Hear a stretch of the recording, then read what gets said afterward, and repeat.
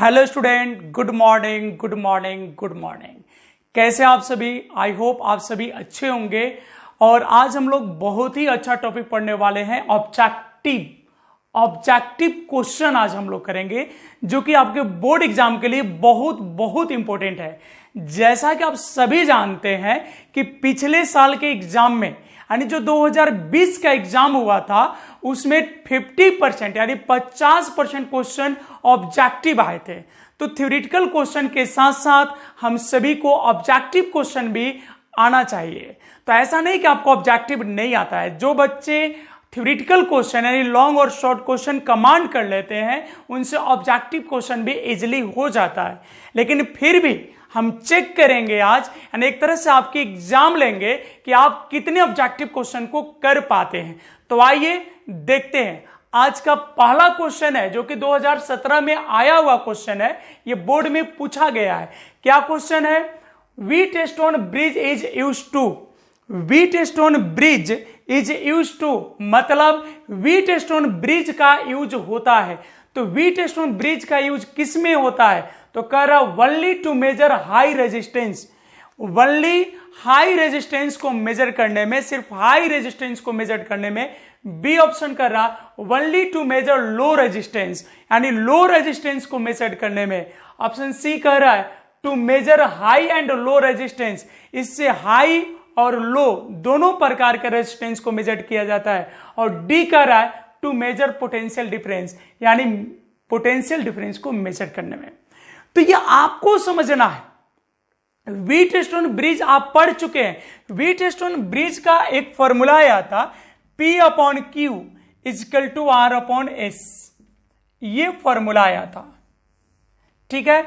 और इसमें जो भी था PQRS ये सभी रेजिस्टेंस है, और इस S यहां जो था ये अननोन रेजिस्टेंस था, अननोन रेजिस्टेंस।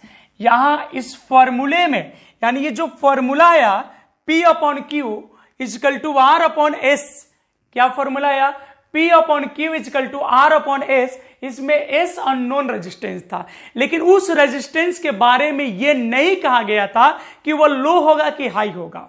सिर्फ ये हम लोग जानते हैं कि व्हीट स्टोन ब्रिज का यूज रेजिस्टेंस के वैल्यू को फाइंड करने के लिए होता है। हम लोग सिर्फ इतना पढ़े थे कि व्हीट स्टोन ब्रिज का यूज अननोन रेजिस्टेंस के वैल्यू को फाइंड करने के लिए होता है। तो वह अननोन रेजिस्टेंस लो भी हो सकता है और हाई भी हो सकता है। ऐसा कोई पार्टिकुलर कंडीशन नहीं था कि हाई ही होगा। इसलिए यहां पे आपका करेक्ट आंसर होगा to measure high and low resistance. क्या करेक्ट आंसर होगा?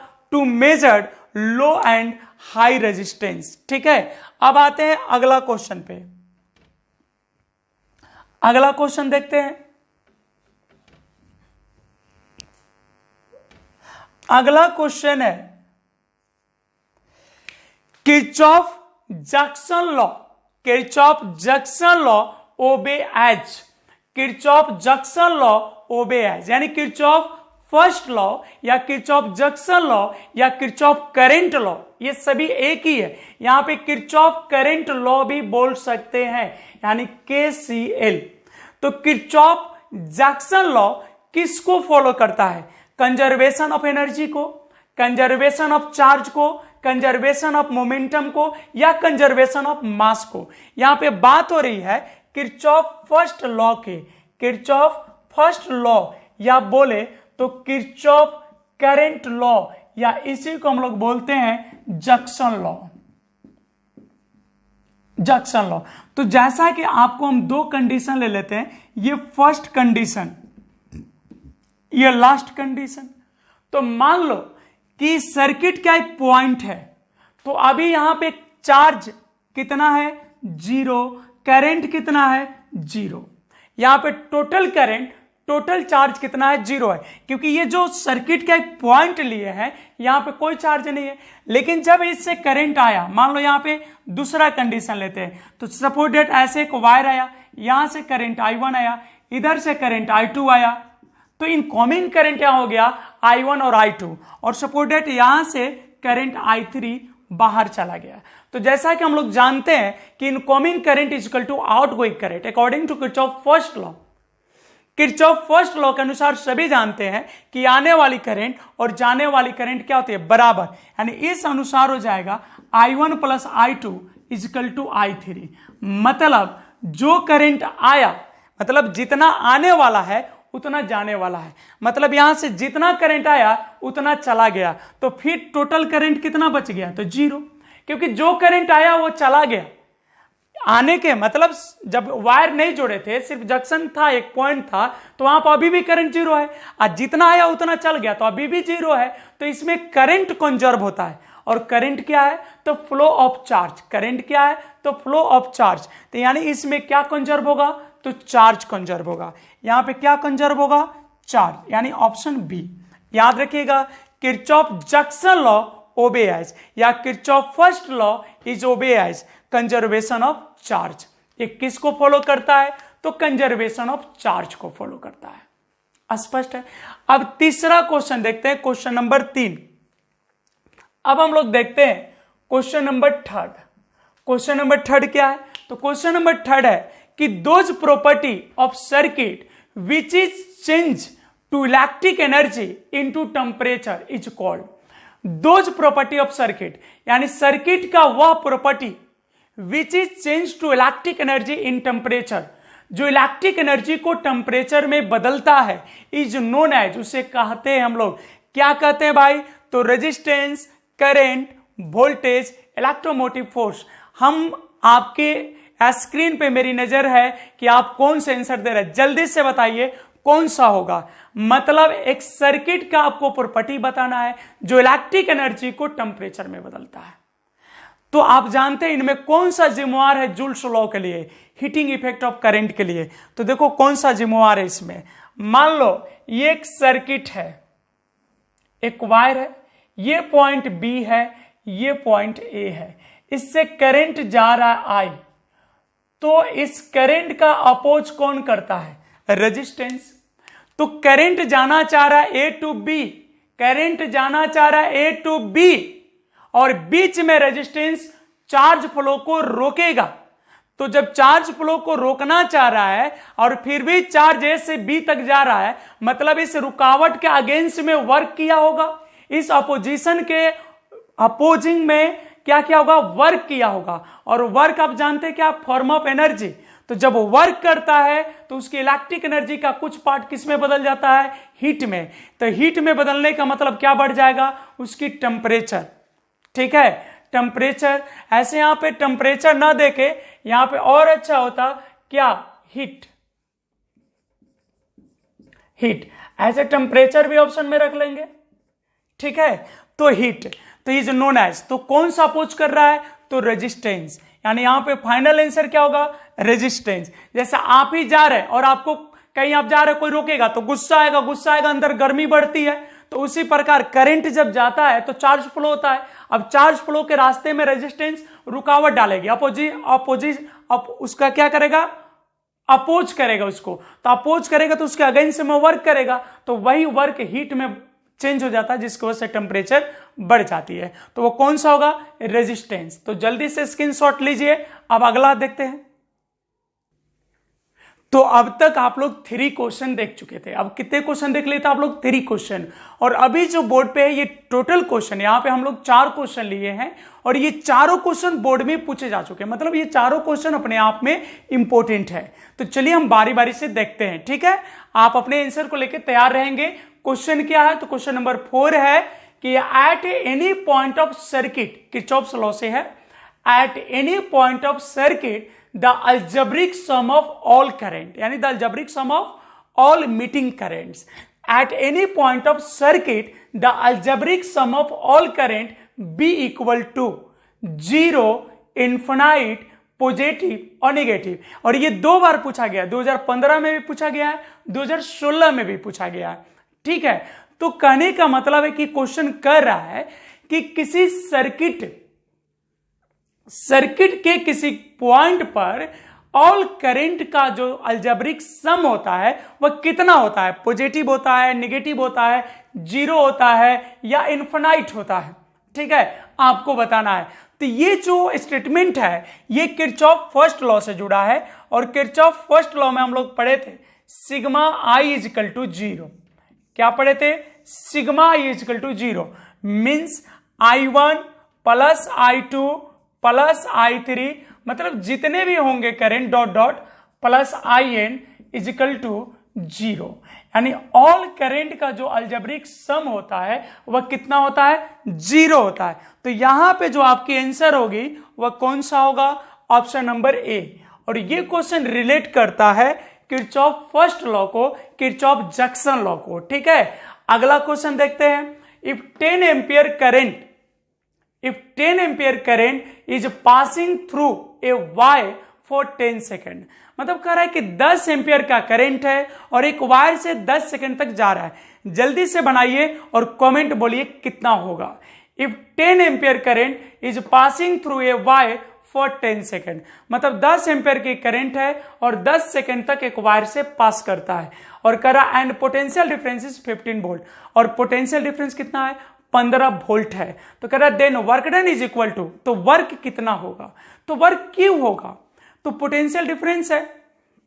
अगर पोटेंशियल डिफरेंस के अगेंस्ट कोई चार्ज एक पॉइंट से दूसरे पॉइंट तक मूव करता है तो उसके लिए वर्क करना पड़ता है, वही वर्क हीट एनर्जी बन के होता है।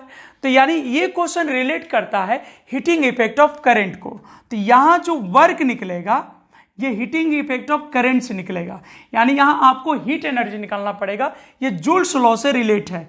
तो यहां हो जाएगा I² RT। आई कितना है? 10 एम्पियर है, तो ये हो जाएगा 10 का स्क्वायर। अच्छा, वोल्टेज दिया है ना, तो I² RT नहीं होगा। यहां पे V है, I है और T है, तो ये हो जाएगा VIT। ये भी फॉर्मूला पढ़े थे, H = VIT। V कितना है? 15 इंटू 10 इंटू 10, तो ये कितना हो गया? 1500 जूल। ये कितना आ गया? 1500 जूल।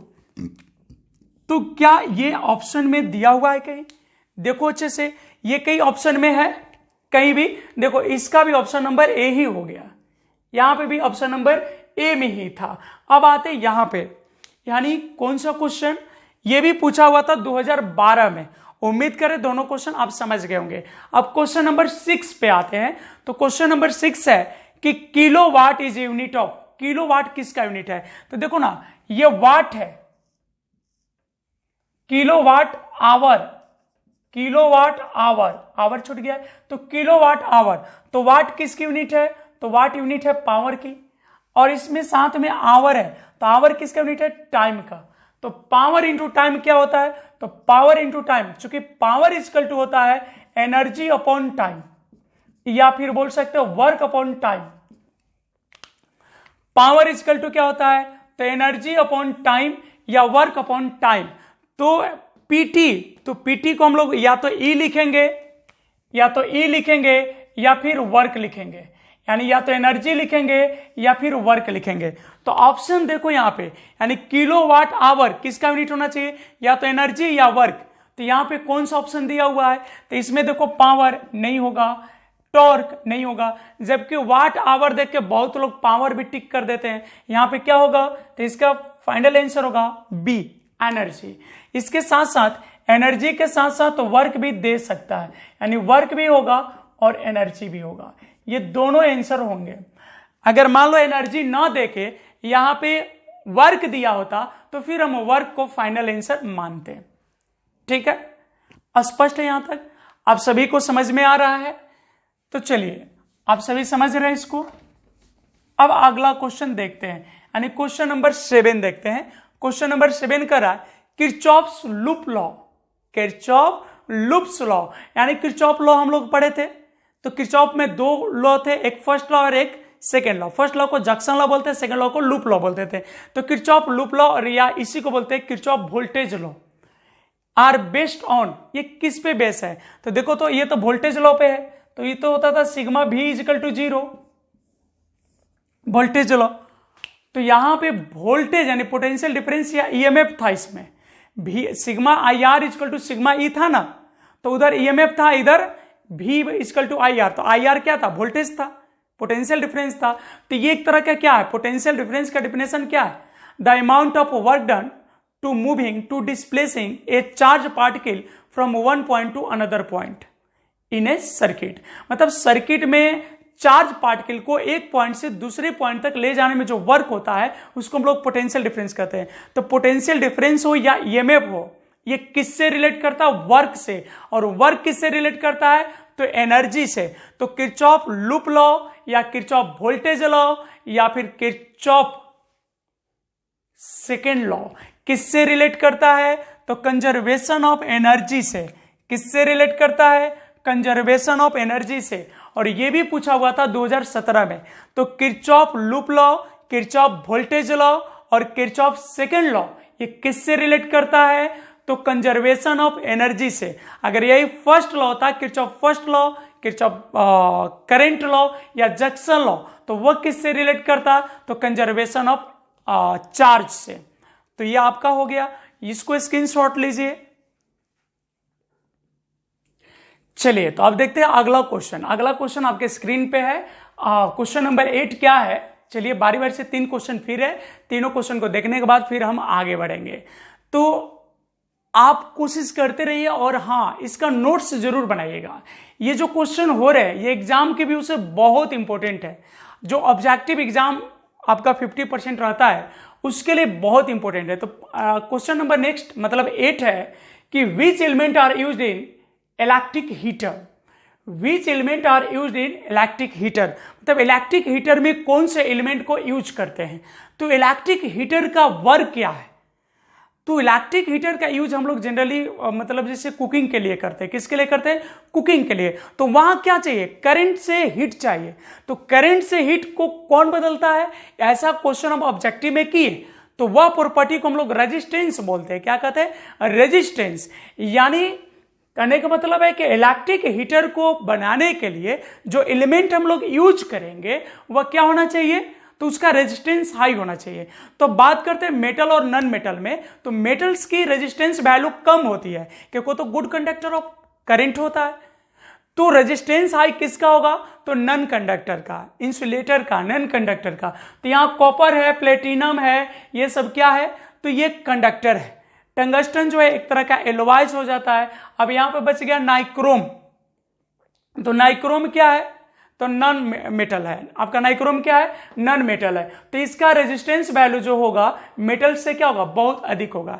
ऐसे आप इसको थ्योरेटिकली रट के चलिएगा। यहां पे क्या होगा? नाइक्रोम। नाइक्रोम का यहां पे जो भी ऑप्शन है इसमें सबसे ज्यादा रेजिस्टेंस वैल्यू किसका है? नाइक्रोम का। समझ गए? तो इसको याद कर लीजिएगा, ये 2017 में पूछा था।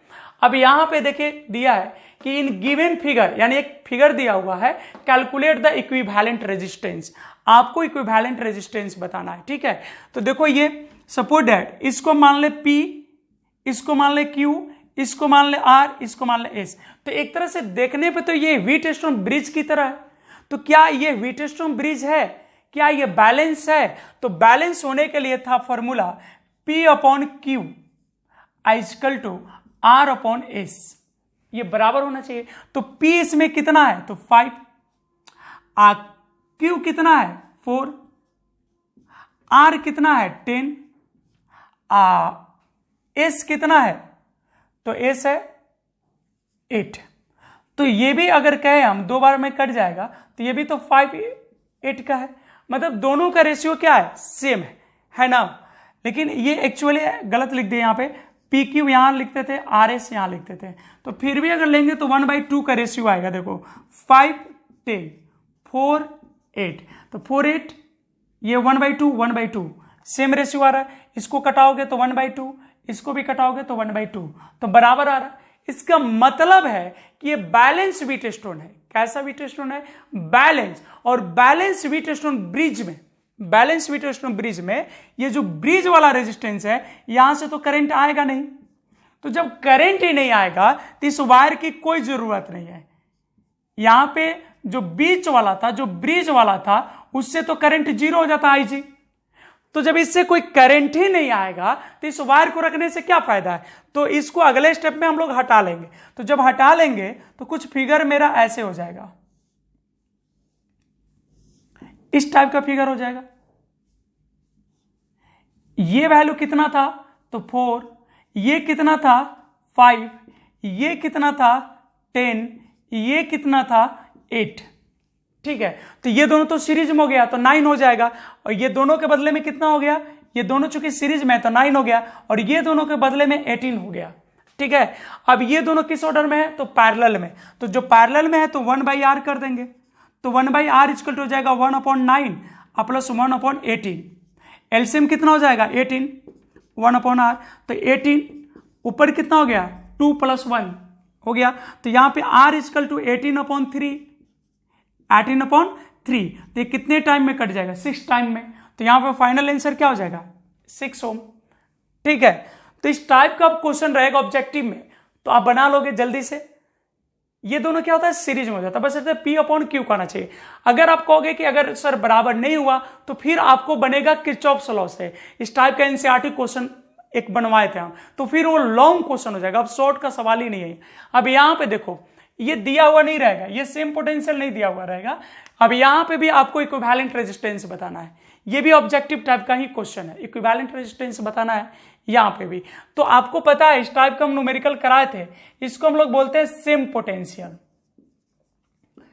इसको हम लोग क्या बोलते हैं सेम पोटेंशियल। मतलब अगर ये पॉइंट ए है तो ये भी पॉइंट ए होगा, अगर ये बी है तो ये पॉइंट भी बी होगा। तो इसका इक्विवेलेंट फिगर फिर से बना लो, 2 पॉइंट ले लो, एक को बी और एक को ए, तो ये किसके बीच में है, ये किसके बीच में है, तो ए और बी के बीच में, तो ए और बी के बीच में एक रेजिस्टेंस ले लो। ये किसके बीच में, बी और ए, तो बी और ए के बीच में एक और रेजिस्टेंस ले लो। ये किसके बीच में, ए और बी, फिर यहां पे भी एक ले लो, इसकी वैल्यू कितनी है आर आर आर। अब ये तीनों एक्चुअली यहां पे देखने में लग रहा था सीरीज, वहां जब हम लोग देख रहे थे तो कैसा लग रहा था सीरीज, लेकिन ये है क्या, तो पैरेलल में, मतलब दिखा सीरीज लेकिन है किसमें, पैरेलल में। यानी यहां ये आंख का एक क्या है, धोखा हो जाएगा। अगर आप सीरीज मान के बनाओगे तो उसके लिए भी आंसर दिया हुआ है, लेकिन एक्चुअली सीरीज में है नहीं, बस देखने में लग रहा है। ये एक्चुअली ऑर्डर क्या है, पैरेलल। तो यहां पे क्या कर देंगे, अब इसका जब सॉल्यूशन हम लेंगे तो पैरेलल के लिए हो जाएगा 1/r, 1/r यहां पी कर दे रहे, अब प्लस 1/r प्लस 1/r, तो ये 1/rp इक्वल टू हो गया 3/r। जब उलट देंगे तो rp इक्वल टू हो जाएगा r/3, यानी r इक्विवेलेंट कितना होगा, तो r/3। तो यहां कोई ऑप्शन है ऐसा, देखो तो यहां पे कौन सा ऑप्शन हो जाएगा, सी नंबर। तो उम्मीद कर रहे हैं कि ये तीनों क्वेश्चन आपको समझ में आया होगा। जल्दी से स्क्रीनशॉट ले लीजिए, आप स्क्रीनशॉट लो। अब देखते हैं अगला क्वेश्चन। ठीक है, 10 क्वेश्चन हम लोग ऑब्जेक्टिव ऑलरेडी देख चुके हैं और आपने बहुत सारा क्वेश्चन का जवाब भी दिया है एकदम सही टाइम पे। ठीक है, तो अब देखते हैं 11 number question and question number 11। तो क्वेश्चन नंबर 11 क्या कह रहा है, आप इसको भी बना सकते हो, a wire is stretched to double, मतलब एक वायर है उसको खींच के दुगना कर दिया जाता है, a wire is stretched to double. और जैसा कि आप जानते हैं आर इक्वल टू होता है रो L/A, यानी अगर लेंथ बदलेगा तो रेजिस्टेंस बदलेगा, ये तो पता है। तो कह रहे हैं wire is stretched to double, मतलब एक वायर को खींच के क्या किया है, दुगना कर दिया है। और फिर कह रहा है if initial resistance of wire is 1 ओम, अब मान लो जो रेजिस्टेंस को खींचा गया, जो वायर को खींचा गया है उसका इनिशियल रेजिस्टेंस 1 ओम था, तो कह रहे देन फाइनल रेजिस्टेंस इज, तो खींचने पे रेजिस्टेंस तो चेंज हुआ होगा, तो कह रहा फाइनल रेजिस्टेंस कितना होगा। कह रहा एक वायर है उसको खींच के डबल किया गया है और उस वायर का इनिशियल रेजिस्टेंस 1 ओम था, तो अब उसका रेजिस्टेंस कितना होगा, जल्दी से कमेंट करो। ऑप्शन ए है 1/2 ओम, ऑप्शन बी है 1/4 ओम, ऑप्शन सी है 2 ओम, ऑप्शन डी है 4 ओम, जल्दी से बताइए। तो हम आपको शॉर्ट में ऐसे लॉन्ग प्रोसेस भी बताए थे और ट्रिक प्रोसेस यानी शॉर्ट प्रोसेस भी बताए थे। तो हमने आपको बताया था कि R2 इक्वल टू, R2 का था तो R2 था फाइनल यानी न्यू रेजिस्टेंस, और ये सूत्र था N²R1, जहां R1 क्या था, पहले का रेजिस्टेंस मतलब इनिशियल रेजिस्टेंस, और ये था फाइनल रेजिस्टेंस। तो यहां पे हो जाएगा R2 इक्वल टू N², कितना टाइम किया है, यहां पे कितना टाइम किया है, तो यहां पे हुआ है डबल टाइम किया है, तो यहां पे n का मान 2 हो जाएगा, तो 2 का स्क्वायर, R1 का मान कितना है 1, तो 2 का स्क्वायर कितना हो गया 4 × 1, तो कितना हो जाएगा 4 ओम, कितना हो जाएगा, यहां पे कितना आंसर आ गया 4 ओम। देखो तो R2 का मान कितना आ गया 4 ओम, तो यहां पर 4 ओम ऑप्शन में है, हाँ option number D, option number D क्या है, 4 ओम है। तभी ये तो पक्का बना दोगे, ये तो इसी टाइप का है, इसी पे सिर्फ डाटा चेंज है। फिर यहां कर रहा है wire is stretched to 3 times, एक वायर है उसको खींच के 3 गुना बढ़ाया गया है। ये wire is stretched to 3 times, एक वायर को खींच के कब गुना बढ़ा दिया गया, 3 टाइम्स। तो कह रहा है इनिशियल रेजिस्टेंस इज 2 आर, और उसका इनिशियल रेजिस्टेंस कितना था, 2 आर था। देन फाइनल रेजिस्टेंस आर, तो फाइनल रेजिस्टेंस क्या होगा, 9 R, 3 R, C 18 R, D 6 R. जल्दी से बोलो क्या होगा। एक वायर है उसका इनिशियल रेजिस्टेंस 2 आर है, उस वायर को खींच के 3 गुना बढ़ा देता है, तो न्यू रेजिस्टेंस कितना होगा, वही फॉर्मूला हो जाएगा R2 equal to N square R1। इसमें R2 क्या है, तो R2 इसमें फाइनल रेजिस्टेंस है, R2 क्या है, फाइनल रेजिस्टेंस है, और R1 क्या है, इनिशियल रेजिस्टेंस। तो यहां पे R2 इक्वल टू क्या कर देंगे, तो R2 इक्वल टू कितने टाइम्स इंक्रीज किया है, तो 3 टाइम्स, तो 3 स्क्वायर हो जाएगा। और R1 के जगह क्या लिखेंगे इसमें, तो R1 के जगह हम लिखेंगे 2R। बहुत लोग का जवाब 9R आ गया होगा, क्योंकि वह R1 के जगह R लिया होगा, लेकिन बट एक्चुअली वैल्यू देखो यहाँ पे वैल्यू क्या है, 2R, तो यहां इंटू 2R लिख देंगे, इंटू कितना लिख देंगे, 2R। ठीक है, तो ये तो 9 हो जाएगा, 3 स्क्वायर कितना होता है 9, और 9 2 जा 18 R। तो इसका फाइनल आंसर क्या होना चाहिए, 18R। कितना होना चाहिए फाइनल आंसर, 18R। तो इसका ऑप्शन हो जाएगा सी नंबर। ठीक है, अब देखो अगला क्वेश्चन जो है क्वेश्चन नंबर 13। कौन सा क्वेश्चन, क्वेश्चन नंबर 13, ये बोर्ड में आया हुआ क्वेश्चन है, ये तो आप समझ गए, ये क्लियर है। अब क्वेश्चन नंबर 30 बोर्ड में आया था 2013 में, ये कब पूछा था, तो ये 2013 में पूछा था। क्या क्वेश्चन था, तो क्वेश्चन था एक current is passing through wire, एक current is passing through wire for 20 minute, यानी 20 मिनट तक करंट पास करता है। फिर कह रहा है कि resistance of A wire is 5 ओम, तो रेजिस्टेंस 5 ओम है और पोटेंशियल डिफरेंस 7 वोल्ट है, तो आपको निकालनी है हीट एनर्जी। ये कहां से क्वेश्चन है, ये किस टॉपिक से क्वेश्चन है, तो ये क्वेश्चन है हीटिंग इफेक्ट ऑफ करंट से। कहां से है, हीटिंग इफेक्ट ऑफ करंट से। आपको क्या दिया है, तो टाइम दिया है, टाइम कितना है, तो 20 मिनट है। 20 मिनट का मतलब आपको पता है 1200 सेकेंड एसआई में। आपका रेजिस्टेंस वैल्यू कितना दिया है, 5 ओम। पोटेंशियल डिफरेंस कितना है यहाँ पे, वोल्टेज 7 वोल्ट। और आप जानते हैं हीटिंग इफेक्ट ऑफ करंट से, यानी जूल्स लॉ से, H इक्वल टू जब V दिया हो, R दिया और T दिया हो, तो यहां हो जाएगा V square upon R into T। ठीक है, तो V स्क्वायर कितना है, तो V स्क्वायर हो जाएगा 7 का स्क्वायर इंटू 1200, R हो जाएगा अपॉन 5। इसको कटा देंगे तो ये हो जाएगा 240। 1200 को 5 से कटा सकते हैं, 5 से 1200, क्योंकि 24 पांच होता है 120।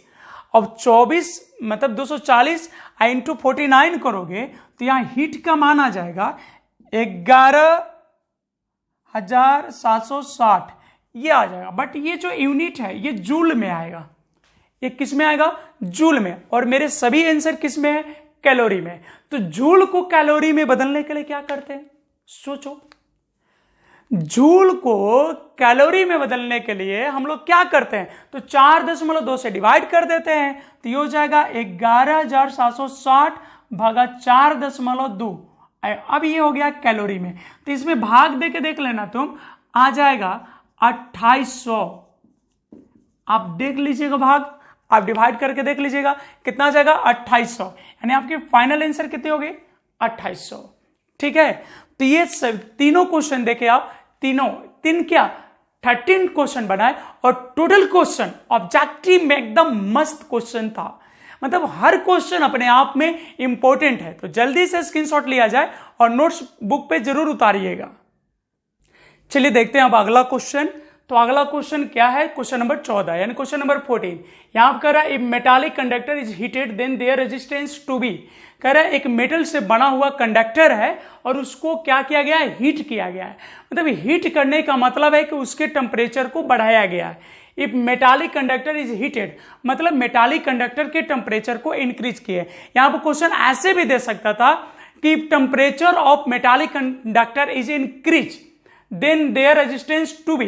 तो रेजिस्टेंस पे क्या प्रभाव पड़ेगा, तो जैसा कि आप जानते हैं आप पढ़े होंगे कि आर टी इजकल टू होता है R naught into 1 plus alpha delta T, और मेटल के लिए जो अल्फा होता है वो पॉजिटिव होता है, मेटल के लिए अल्फा क्या होता है, पॉजिटिव होता है। तो जब टेम्परेचर बढ़ाएंगे तो रेजिस्टेंस की वैल्यू क्या होगी, बढ़ेगी, तो रेजिस्टेंस की वैल्यू क्या होगी, बढ़ जाएगी।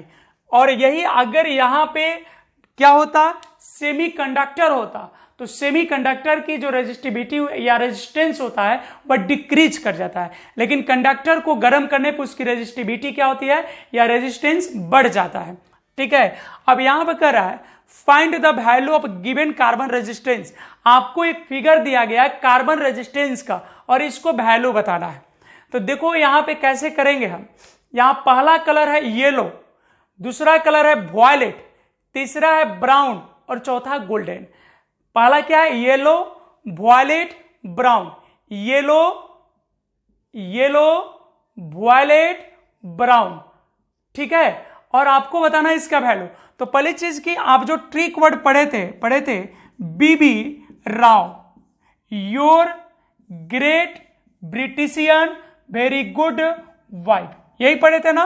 कहां से स्टार्ट हो रहा था, 0 से, 0 1 2 3 4 5 6 7 8 9, यही था कलर कोडिंग।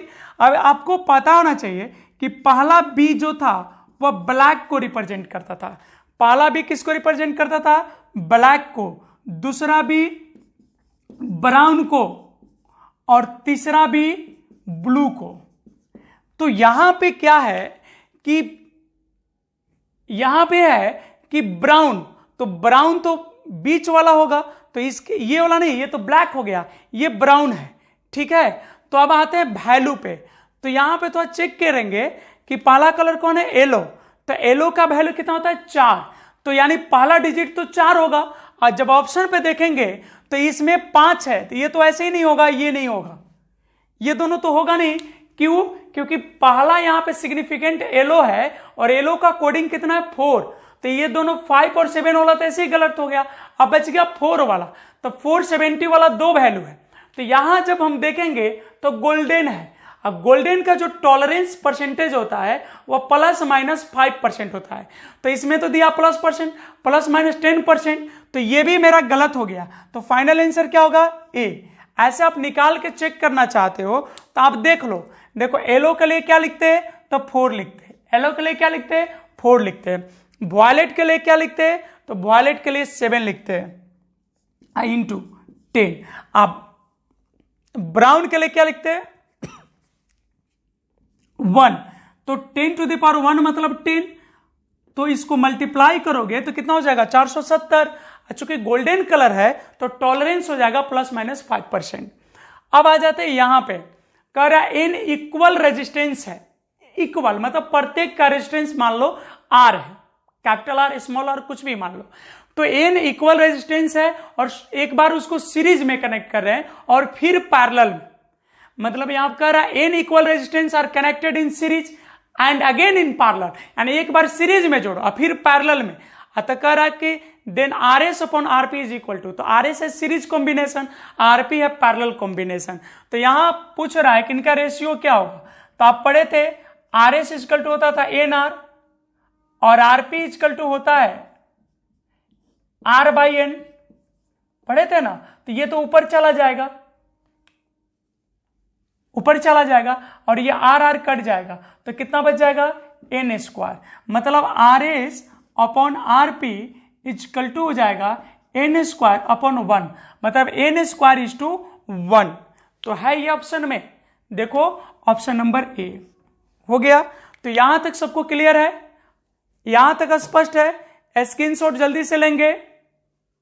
चलिए देखते हैं अब अगला क्वेश्चन, यानी क्वेश्चन नंबर 17। ठीक है, तो ऐसा नहीं कि बोर्ड में बहुत टॉप क्वेश्चन पूछे जाते हैं, अरे 1 मिनट का टाइम ही है, कितना बार पूछेगा, वो भी बोर्ड का बच्चा, मतलब एकदम बच्चा मासूम, उसका जान थोड़ी लेना है, तो बहुत टफ क्वेश्चन नहीं आते हैं। तो इसलिए आप जो क्वेश्चन हम बता रहे हैं इसी टाइप के क्वेश्चन आपके। क्वेश्चन देखिए फिर से, क्वेश्चन क्या है, क्वेश्चन है electron volt is measure to, मतलब इलेक्ट्रॉन वोल्ट से किस चीज को मापा जाता है? तो जैसा कि इलेक्ट्रॉन देखता है तो बहुत सारा लड़का अच्छा अच्छा अच्छा, इलेक्ट्रॉन तब तो होगा चार्ज, क्योंकि electron is the fundamental unit of charge, तो तुरंत मार देता है चार्ज। बट इलेक्ट्रॉन वोल्ट कहते किसको थे हम लोग? तो इस प्रकार से था। देखो मान लो ये वायर है, ये पॉइंट बी है, ये पॉइंट ए है, इसके टर्मिनल पे पोटेंशियल डिफरेंस बी है। अब यहां से एक इलेक्ट्रॉन को ले जाना है, तो यहां चार्ज पार्टिकल क्या है? इलेक्ट्रॉन। अब इस इलेक्ट्रॉन को ए से बी की ओर ले जाना है, तो पॉइंट मतलब पोटेंशियल डिफरेंस के अगेंस्ट चार्ज पार्टिकल मतलब इलेक्ट्रॉन को ए से बी तक ले जाने में जो वर्क होगा उसी को हम लोग बोलते हैं इलेक्ट्रॉन वोल्ट। मतलब एक इलेक्ट्रॉन को पोटेंशियल डिफरेंस के अगेंस्ट एक पॉइंट से दूसरे पॉइंट तक ले जाने में जो वर्क होता है उसको हम लोग बोलते हैं इलेक्ट्रॉन वोल्ट। तो वर्क को बोलते हैं इलेक्ट्रॉन वोल्ट। तो वर्क किससे रिलेट करता है? तो वर्क रिलेट करता है एनर्जी से। तो ये किसका यूनिट हो जाएगा? एनर्जी का। ऐसे यहां पर हम फिर से देख सकते हैं, चूंकि इसका मान लो कि वैल्यू पूछ दिया, तो W बराबर होता है QV। तो यहां चार्ज पार्टिकल तो इलेक्ट्रॉन है, वोल्टेज 1 वोल्ट लेना है। वोल्टेज कितना लेना है? 1 वोल्ट। तो W का वैल्यू यहां हो गया, जो इलेक्ट्रॉन वोल्ट है 1 इलेक्ट्रॉन वोल्ट, इसी को बोलते हैं। तो इक्वल टू कितना हो गया? 1.6 गुने 10 के पावर -19, यहाँ यूनिट हो जाएगा जूल, क्योंकि वर्क है। तो अगर यहां से एक और आपका ऑब्जेक्टिव क्वेश्चन मिल गया कि एक इलेक्ट्रॉन वोल्ट इक्वल टू कितना होता है, तो 1 इलेक्ट्रॉन वोल्ट इक्वल टू होता है 1.6 इंटू 10⁻⁻19 जूल। ठीक है, तो यह स्पष्ट हो गया कि इलेक्ट्रॉन वोल्ट क्या है। तो electron volt is measured to, तो क्या हो जाएगा? एनर्जी। अगर एनर्जी ना रह के यहां पे वर्क रहता तो हम बोलते वर्क। तो एनर्जी या वर्क। ठीक है, अब अगला क्वेश्चन देखते हैं। अगला क्वेश्चन है 2 बल्ब्स। ये क्लियर है? यह स्पष्ट है? अब अगला क्वेश्चन देखते हैं। 2 bulbs are at same voltage, यानी 2 बल्ब है और दोनों सेम वोल्टेज पे है। ठीक है, और कह रहा their power are 200 watt and 100 watt. मतलब 2 बल्ब में एक बल्ब का पावर कितना है? 200 वाट, एक का कितना है? 100 वाट। एक का रेजिस्टेंस कितना है? R1, एक का रेजिस्टेंस है R2। तो R1 और R2 के बीच रिलेशन बताना है। तो वोल्टेज तो दोनों का सेम है, तो हम लिख दे ऐसे V1 इक्वल टू V2। अब P बराबर होता है V² अब बाई R, होता है ना। तो यानी कहने का मतलब है कि यहां V1 equal to V2 equal to V होगा। मान लो ये मान लेते हैं हम, क्योंकि दोनों सेम वोल्टेज पे है। तो V1 equal to V2 equal to V मान लिए। यहां पे 2 बल्ब है, दोनों सेम वोल्टेज पे, तो दोनों का सेम हो गया। अब पावर दिया है, तो पावर P1 इक्वल टू हो जाएगा V² अपॉन R1, लिख सकते हैं। तो R1 इक्वल टू क्या हो जाएगा? तो R1 इक्वल टू हो जाएगा V² अपॉन P1, हो जाएगा ना। तो यहां पर हम लिख सकते हैं R1 इक्वल टू V² अब बटा में 200, बटा में क्या हो गया? 200। अब यहां पे देखते हैं, अब यहां हो जाएगा P2, अब P2 इक्वल टू हो जाएगा V² बटा में R2, हो जाएगा। तो यहां से R2 बराबर क्या हो जाएगा? तो यहां से हो जाएगा R2 बराबर V² अब बटा में P2। तो R2 का वैल्यू कितना हो गया? तो यहां से हम निकाल सकते हैं R2 इक्वल टू V² कितना है? तो V², अब P2 की जगह हो गया 100। अब दोनों के बीच रिलेशन देखना है, दोनों के बीच क्या देखना है? रिलेशन देखना है। यानी अगर हम कहें यहां से, तो आप ऐसे लिख सकते हो V² इक्वल टू 200 R1,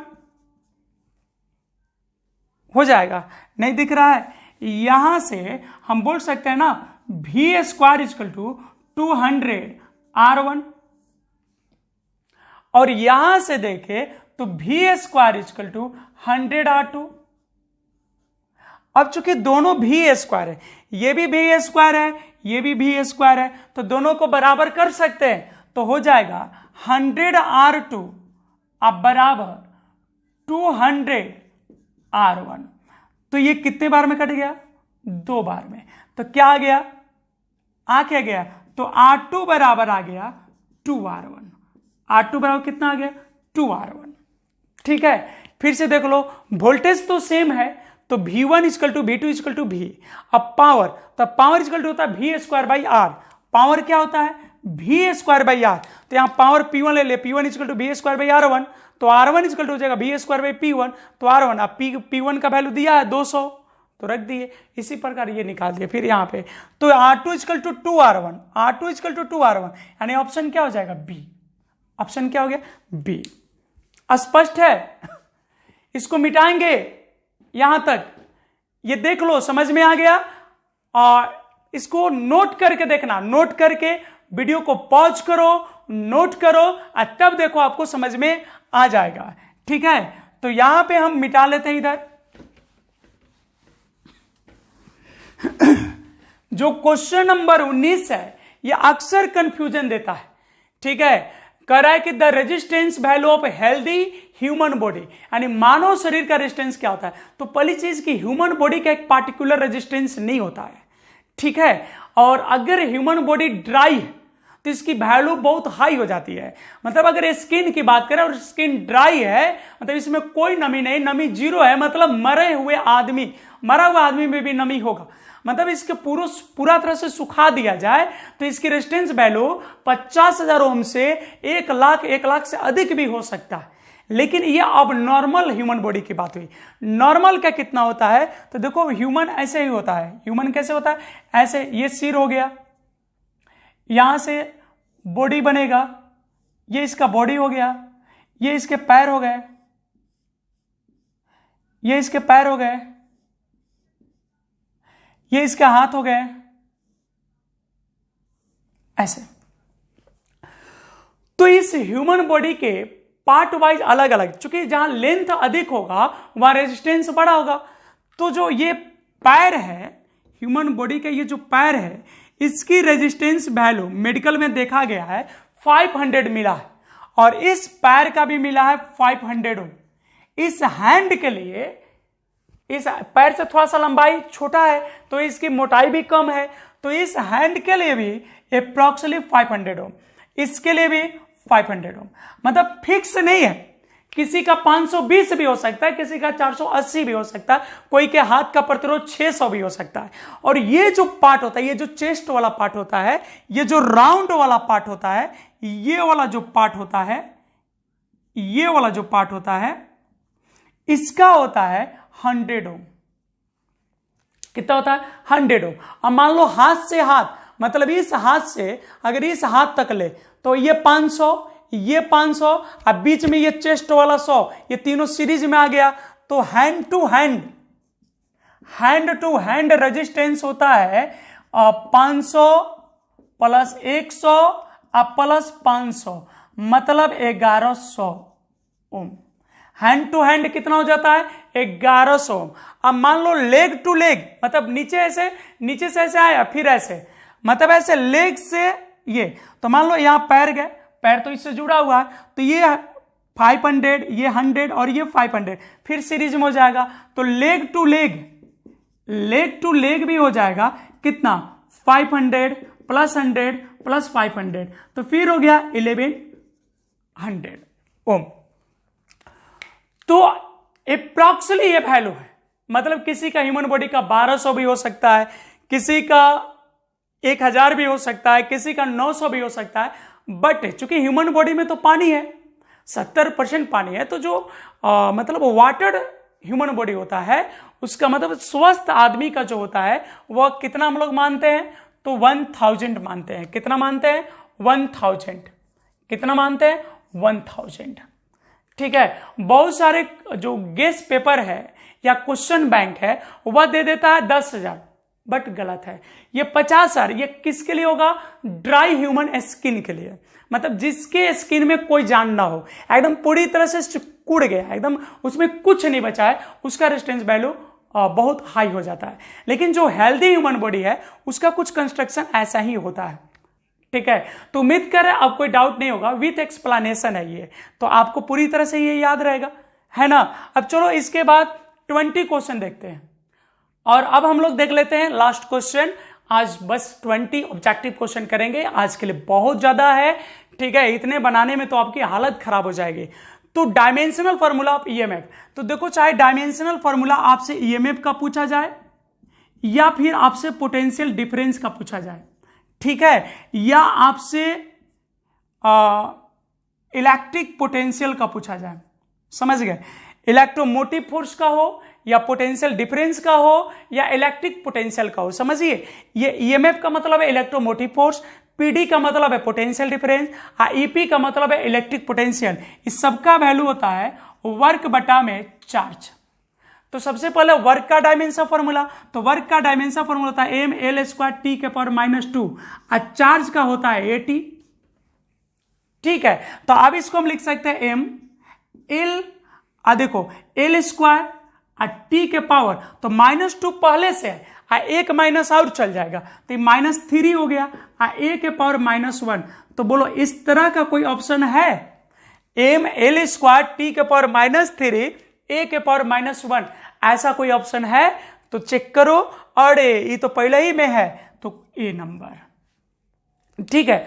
उम्मीद कर रहे हैं आज आप बहुत सारे ऑब्जेक्टिव क्वेश्चन देखे, आज आप पूरे 20 क्वेश्चन ऑब्जेक्टिव देखे, जबकि आपके बोर्ड में भी 35 पूछते हैं, तो आप 20 क्वेश्चन देखे और इसको आप कर लीजिएगा। एक दिन और करंट का ऑब्जेक्टिव लेके आएंगे, 20 और ऑब्जेक्टिव करेंगे, फिर उसके बाद इलेक्ट्रोस्टैट करेंगे, बट बीच बीच में, क्योंकि टॉपिक भी तो निकलना जरूरी है। ये जो आप क्वेश्चन बनाए होंगे इसमें कुछ क्वेश्चन को अगर छोड़ दे तो आपको पता चला होगा कि ऑब्जेक्टिव डायरेक्ट रिलेट करता है किससे, लॉन्ग थ्योरी से, शॉर्ट थ्योरी से। तो जिसको जो बच्चा जो स्टूडेंट थ्योरी अच्छा से करता है उससे ऑब्जेक्टिव भी हो जाता है। तो आज के लिए इतना ही, देख लीजिए एक बार, आज के लिए इतना ही। अब मिलते हैं हम लोग नेक्स्ट क्लास में, यानी अगले कॉन्सेप्ट के साथ। आप सभी को धन्यवाद, शुभ रात्रि, गुड नाइट।